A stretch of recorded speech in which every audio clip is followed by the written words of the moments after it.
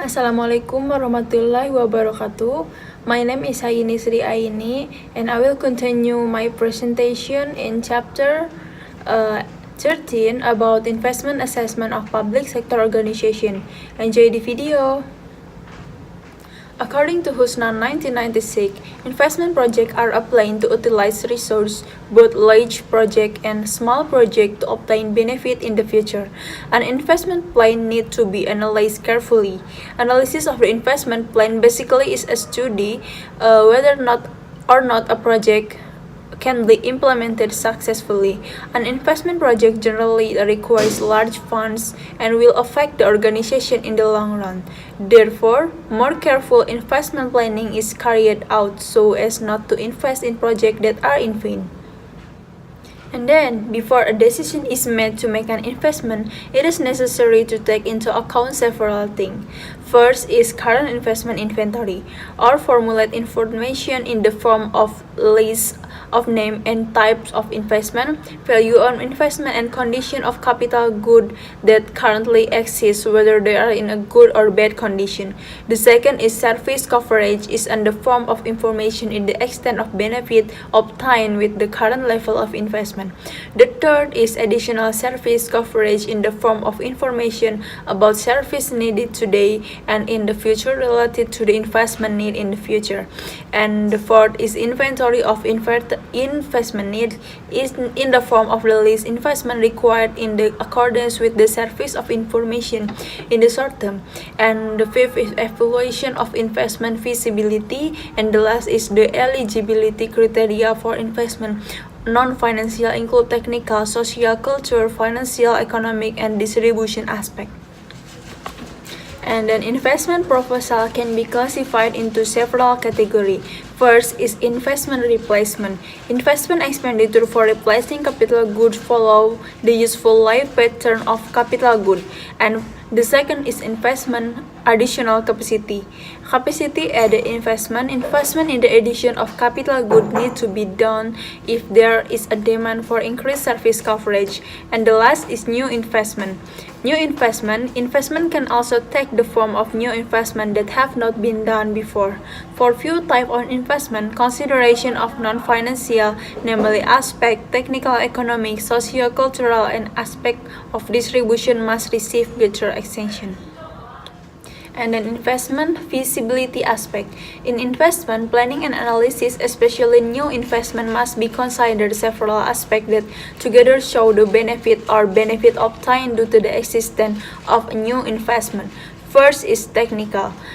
Technical is the aspect that are important part of investment analysis that must be considered in the form of whether or not a project can be implemented from the aspect of the ability of resource, both human resource, place, and technology.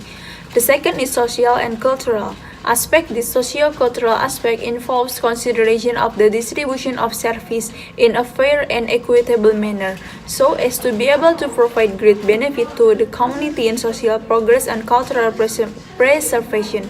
The third is economic and financial aspect. The consideration include activity to analyze whether a proposed project will make a real contribution to the overall economic development and whether its contribution is large enough in determining the use of the resource use. And the fourth is distribution aspect. Investment decisions are decisions that need to be linked to the problem of distribution public service fairly and evenly. Next is approach assessment of investment public sector. First is cost benefit versus cost effectiveness.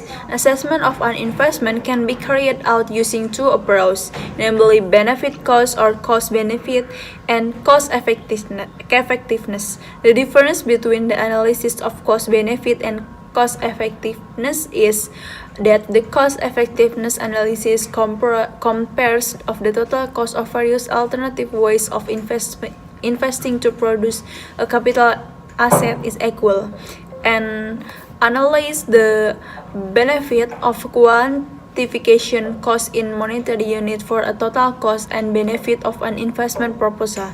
The two methods above value for money from a project, program, or policy both are used to assess or evaluate the benefit of a project compared to the costs.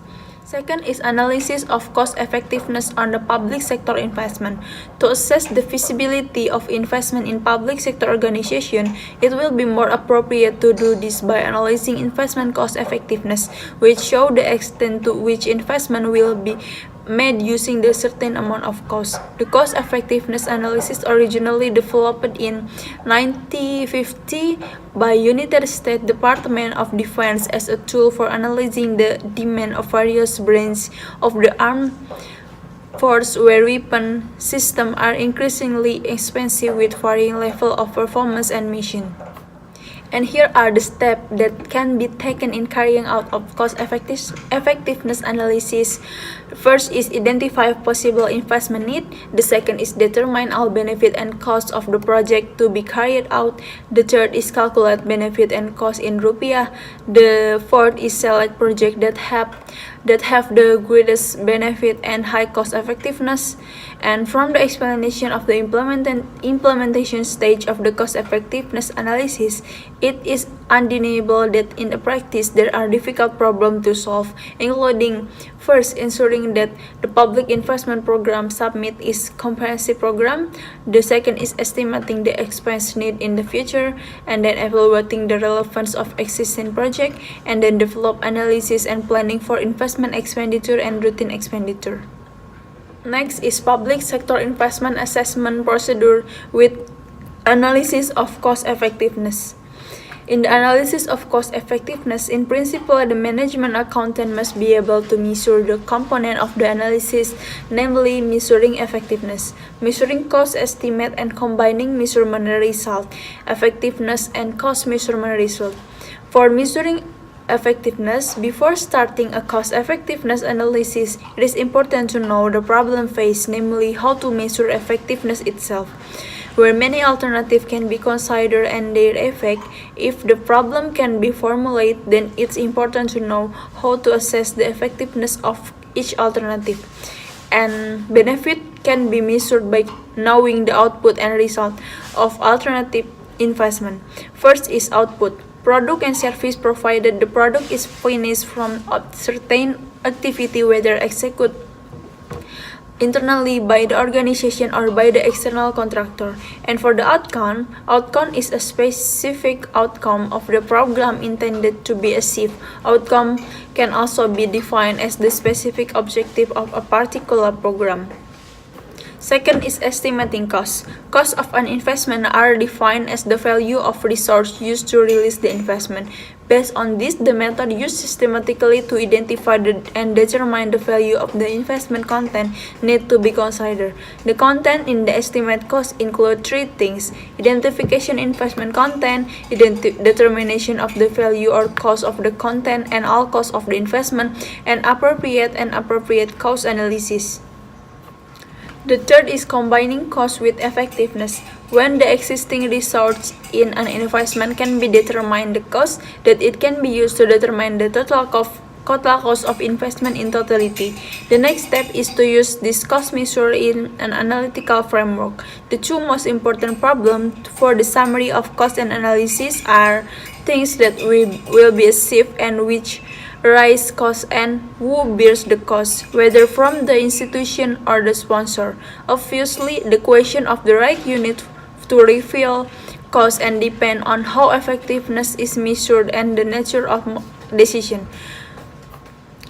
Okay, maybe enough my presentation in chapter 13. After this, I will continue my presentation for chapter 14.